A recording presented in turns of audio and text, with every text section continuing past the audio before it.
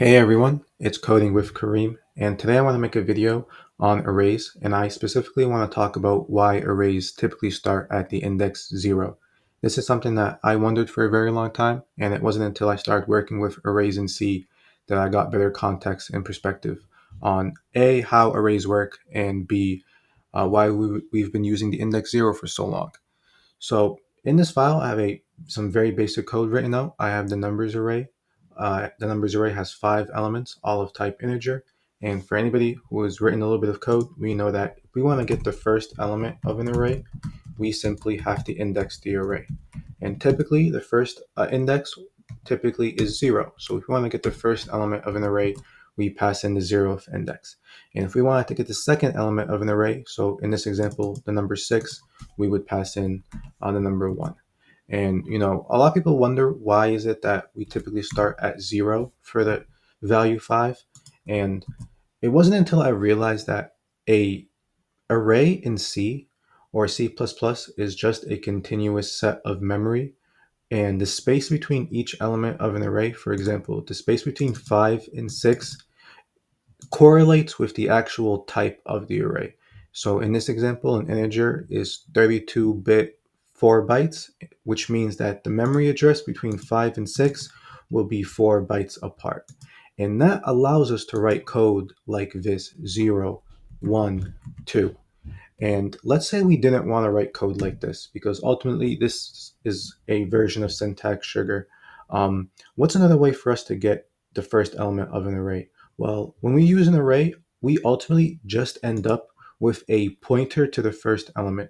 So if I were to write something like this may seem very crazy, right? Because why are you dereferencing an array? An array is not a pointer. An array is an array. However, in reality, in C, when we use an array, we're actually typically an array decays to a pointer to its first element. So the number's value is simply just a memory address. So let's say we ran this. What would we get? Let me compile, run. We get the integer 5, which makes sense, right? Well, let's say we wanted to get the second element of an array. Well, if we just follow a similar example, we know that we can do something like numbers plus 1, for example, and then just dereference that. And if we were to compile and run our code, we should get 6, and we do. And this may look a little weird to some people, but this is the equivalent of writing numbers 1, like the very standard way you're used to getting like the second element. And writing this would be the exact same thing as writing numbers 2, right? These are the exact same things. A compiler or C compiler will inevitably do the same thing. It will essentially get a pointer. Depending on what the index is, it will add 1, 2, 3, and then it will dereference that value. Some of you guys may be wondering, why is it that we're allowed to add a pointer with an integer? That shouldn't really make a lot of sense. Well, the reason why we can is because in C we have a concept called pointer arithmetic. And if we want to get a better example of how that works, let's actually go into this next file. So in this next file, we have a little bit more complexity, but I promise everything's pretty simple. Let's actually change this type back to integer. So in this file, we have an array initialized.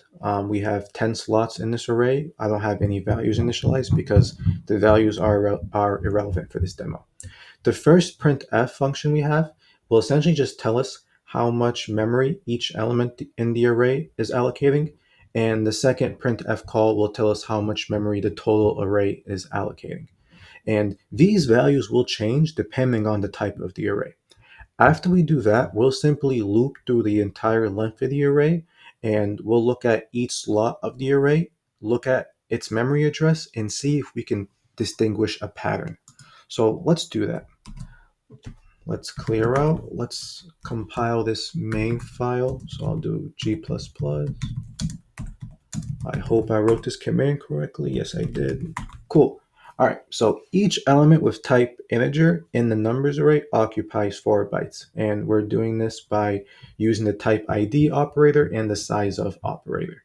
Um, array allocated 40 total bytes, and we're doing that also with the size of operator. So what is that telling us? That tells us that each element in this array is occupying 4 bytes of memory. And because the array has 10 elements, the array is currently allocating 40 total bytes. What does that mean for each memory address of each element of the array, though? Let's look. The first element starts at address F4. The second element lives at address F8. And then the third element lives at the address FC. If you guys have noticed, we're incrementing by 4 bytes in hexadecimal each time. 4 to 8 is 4, and then 8 to C would also be 4 because 8, 9, 10, actually 9A, and then B, C, that would be 4. And then for C, we would go D, E, F, and then 0, and then that would take us to 0. That's just how addition works in hexadecimal. But if we follow this trend, we see that each memory address is being incremented, or its difference is correlated to the actual type of the array. And we can actually prove this by changing the type of the array. So right now we're using the integer type. Let's actually use the character type. If I were to do that, we would see each element with type character in the numbers array occupies 1 byte, and the array allocates 10 total bytes. Why? It has 10 elements, and 10 times 1 is 10. And if we look at each element in the array, each memory address is being incremented by 1. It's going 2, 3, 4, 5, 6, 7, 8, 9, 8. So depending on the type of the array, we're actually incrementing the pointer differently.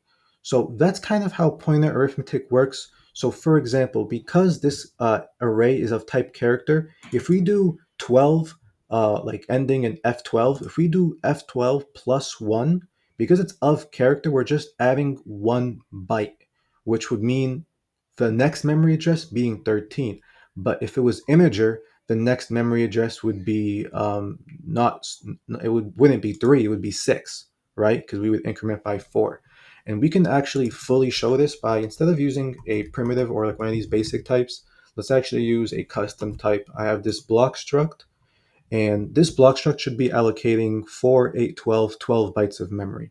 So let's see if the memory addresses are being spanned out by 12.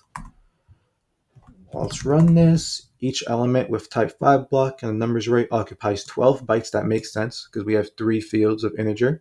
Array is allocating 120 total bytes, which makes sense.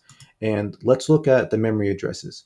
So this may be hard to read, but an easy one to look at would be the one starting at 0. If we do 0 plus 10, that takes us to A. And then A, B, C would be 12 bytes C, which makes perfect sense. So even when we use an array with a custom type, we will still always um, allocate memory depending on the actual type of the array.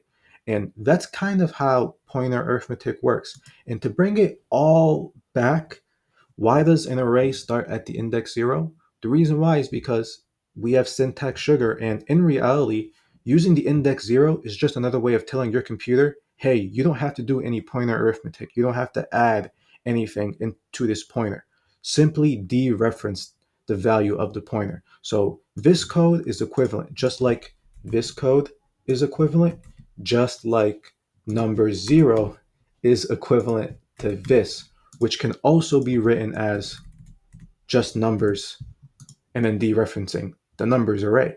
These are two equivalent things, and that's why the index typically starts at 0. Thank you for tuning in, everyone. I really appreciate it. If anybody has any questions, feel free to reach out.